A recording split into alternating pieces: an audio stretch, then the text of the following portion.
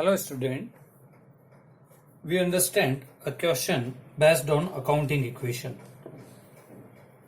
Accounting equation is assets is equal to liabilities plus capital. ये हमारी accounting equation होती है। अब इस अकाउंटिंग इक्वेशन को हम समझते हैं एक क्वेश्चन के बेस पे। तो क्वेश्चन इससे रिलेटेड हम समझें उससे पहले आप जो मैं क्वेश्चन भेजा है आपको वो अच्छे से आप नोट कर लें, क्योंकि क्वेश्चन देखते हुए ही आपको ये वीडियो अच्छा समझ में आएगा और हर एक ट्रांजैक्शन का इफेक्ट समझ में आएगा। तो for your convenience question is already send to you, लेकिन क्वेश्चन एक बार आप नोट डाउन कर लें, फिर इस वीडियो को देखें कि कैसे एक एक ट्रांजैक्शन का जो है इफेक्ट जो है इस अकाउंटिंग इक्वेशन में आता है। तो आप देख सकते हैं कि इसमें सबसे पहला ट्रांजैक्शन है, क्वेश्चन में आप देखें, Mohan started business with cash. सबसे पहला जो ट्रांजैक्शन है वो है Mohan started business with cash और अमाउंट दे रखा है 40,000। तो ये जो पहला ट्रांजैक्शन है, मैं डायरेक्ट ट्रांजैक्शन नंबर यहां पे नोट कर रहा हूं, ये अपना फर्स्ट ट्रांजैक्शन है, उसका इफेक्ट। तो आप इस ट्रांजैक्शन में देखें तो इसमें दो चीज आ रही है, बिजनेस स्टार्ट हो रहा है, एक आ रहा है कैश और दूसरा बिजनेस स्टार्ट होता है तो इफेक्ट आएगा यहाँ पे कैपिटल पे।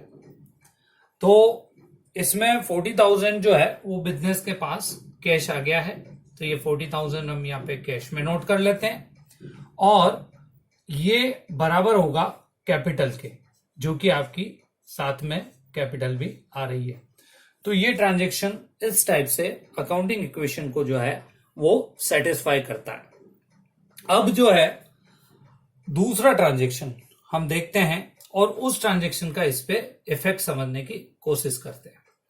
तो सेकंड में यहाँ पे इफेक्ट बताऊंगा और उसके बाद टोटल करके हम देखेंगे कि कैसे अकाउंटिंग इक्वेशन जो है वो इक्वल हो जाती है। तो यहाँ पे देखिए आप, purchase goods on credit second जो ट्रांजैक्शन है और अमाउंट है 15,000।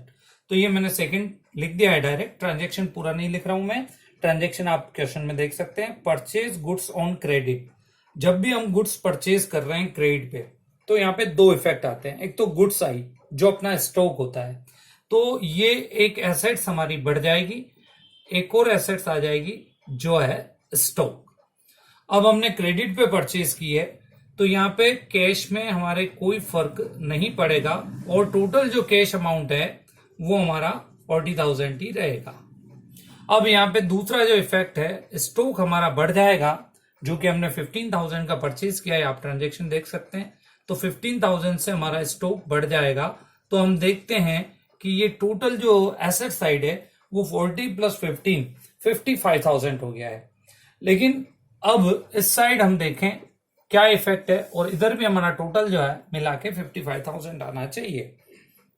अब आप देख सकते हैं कि इसमें 15,000 की हमने क्रेडिट पे परचेज की। If we purchase goods on credit it increase our creditor and creditor is our liability. So in liability side one liability is increase which is creditor. यहाँ पे हमारे क्रेडिटर जो है वो बढ़ जाएंगे और वो 15,000 से हमारे क्रेडिटर बढ़ेंगे, क्योंकि वो गुड्स जो हमने क्रेडिट पे खरीदी।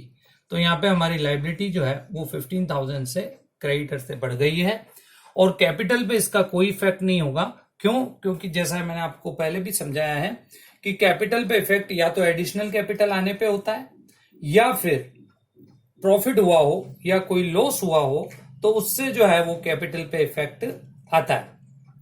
तो यहाँ पे न तो प्रॉफिट है न लॉस है, क्योंकि खरीदा है सिर्फ, तो कैपिटल एज इज 40,000 ही रहेगी। तो हमारी टोटल जो है इसकी भी 55 से 55 दोनों साइड मैच हो गई। तो कैसे एक ट्रांजैक्शन आया और उसका हमने इफेक्ट दिया प्रेजेंट अकाउंटिंग इक्वेशन पे और एक नई इक्वेशन जो आई और वो भी सेटिस्फाई हो रही है, दोनों साइड जो है वो बराबर हो रही है। अब हम देखते हैं तीसरा है परचेज फर्नीचर फॉर कैश। हमने फर्नीचर खरीदा और वो भी कैश में खरीदा, और फर्नीचर हमारे लिए एसेट्स है, तो यहाँ पे हमारी एक एसेट्स बढ़ जाती है और वो है फर्नीचर। तो एक नई एसेट्स जो है मैं यहाँ एंटर कर देता हूं, फर्नीचर, जो पहले और दूसरे ट्रांजेक्शन में नहीं थी। अब तीसरे ट्रांजेक्शन में इसका फर्नीचर का इफेक्ट आएगा, और फर्नीचर आप देख सकते हैं जो हमने परचेज किया है वो 10,000 का परचेज किया है, 10,000 का। तो ये हमने कैश परचेज किया है, तो जैसे ही हम फर्नीचर खरीदते हैं तो हमारा प्रेजेंट जो कैश है, जो 40,000 पड़ा हुआ है, उसमें से 10,000 रुपए हमारे कम पड़ जाएंगे, डिडक्ट हो जाएंगे, और कैश बैलेंस हमारे पास बचेगा 30,000। इस ट्रांजेक्शन का स्टॉक पे कोई इफेक्ट नहीं है, तो स्टॉक एज इट इज 15,000 ही रहेगा। लेकिन जो नई एसेट्स हमारे इंक्रीज हो रही है वो है फर्नीचर, और फर्नीचर बढ़ रहा है हमारा 10,000 से। तो यहाँ पे एक एसेट्स बढ़ जाएगी, नई फर्नीचर। अब फर्नीचर हमने कैश में परचेज किया है, तो इसका हमारे लाइबिलिटी साइड पे या कैपिटल पे कोई इफेक्ट नहीं होगा।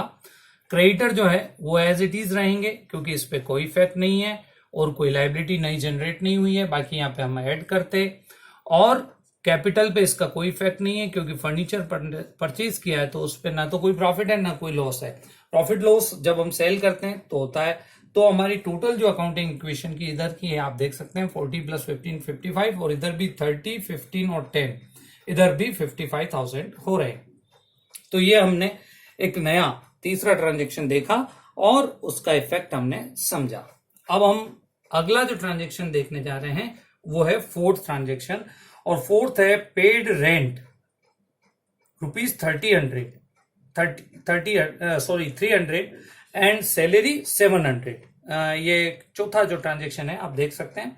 तो हमने दो पेमेंट किए हैं, एक तो रेंट 300 और सैलरी का पेमेंट किया है 700।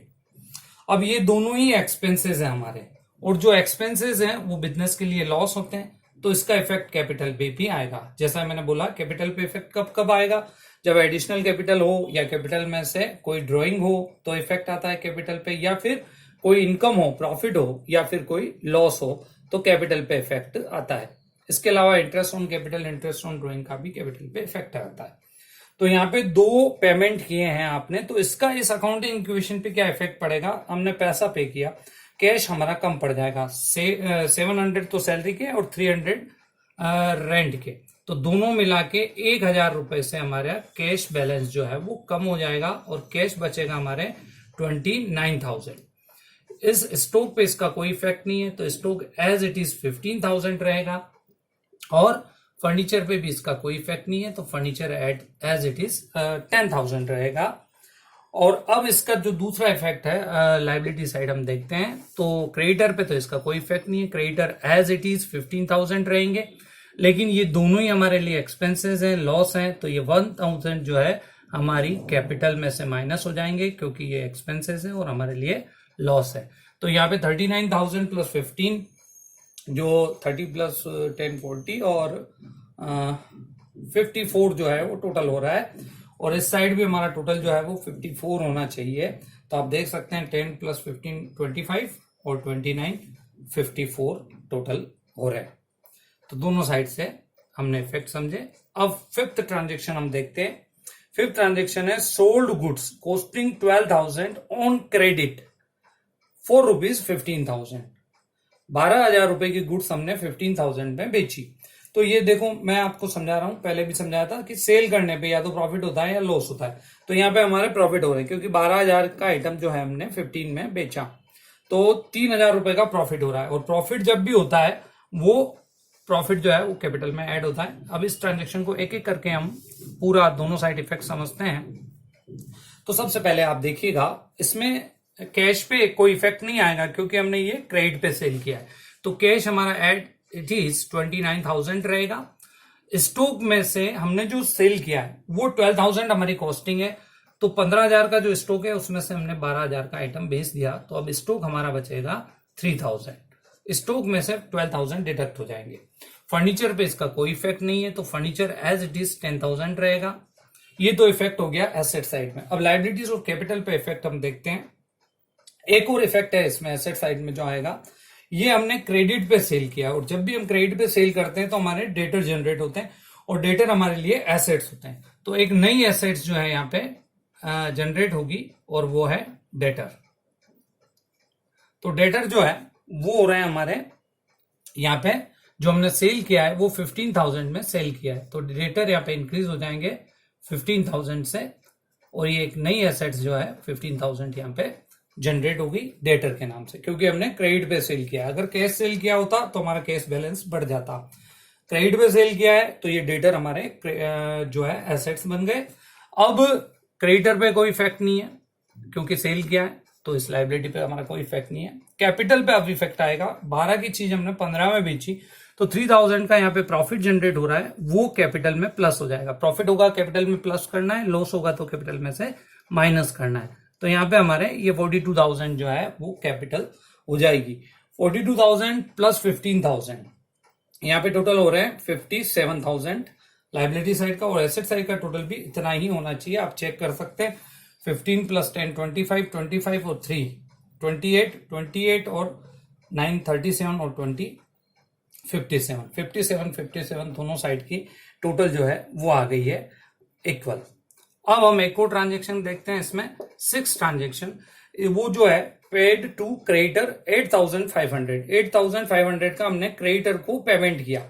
तो क्रेडिटर हमारी लाइबिलिटी है, जैसे ही हम लाइबिलिटी का पेमेंट करते हैं तो लाइबिलिटी में से ये 8,500 जो है हमारे माइनस हो जाएंगे और लाइबिलिटी हमारी कम हो जाएगी। दूसरा इफेक्ट इसका कैश पे आएगा, क्योंकि कैश पे किया है हमने क्रेडिटर को, तो क्रेडिटर को जो हमने कैश पेमेंट किया है 8,500 वो हमारे कैश में से माइनस हो जाएगा। अब कैश बचेगा हमारे यहाँ पे 20,500, और इस स्टॉक पे इसका कोई इफेक्ट नहीं है तो स्टॉक 3,000 रहेगा, और यहाँ पे फर्नीचर पे भी कोई इफेक्ट नहीं है तो एज इट इज 10,000 रहेंगे फर्नीचर के भी, और डेटर पे भी इसका कोई इफेक्ट नहीं है तो ये 15,000 डेटर रहेंगे। अब यहाँ पे 15,000 में से 8,500 जो हमने पेमेंट किया है वो हमारे क्रेडिटर में से माइनस होगा, तो अब क्रेडिटर बचेंगे हमारे 6,500। तो ये दोनों साइड से 8,000 8,500 माइनस हो गए, और कैपिटल पे इसका कोई इफेक्ट नहीं रहेगा, तो कैपिटल एज इट इज रहेगी 42,000, और ये टोटल हो गया हमारे 42 प्लस 6,500 48,500 इधर का टोटल है। एसेट साइड का भी आप टोटल देख सकते हैं, 15 प्लस 10 25 और 3 28, 28 और 20 हो गए 48,500। तो ये दोनों साइड आप इक्वल है देख सकते हैं। तो ये हमने कुछ ट्रांजेक्शन लेके अकाउंटिंग इक्वेशन कैसे सेटिस्फाई होता है वो हमने समझा। तो ये क्वेश्चन समझने से पहले आप तो एक बार क्वेश्चन जरूर नोट कर लें, और ऐसा ही आपको सिमिलर एक क्वेश्चन दिया गया है होमवर्क में, उसका प्रैक्टिस करें और अच्छे से इसको समझें। Thank you.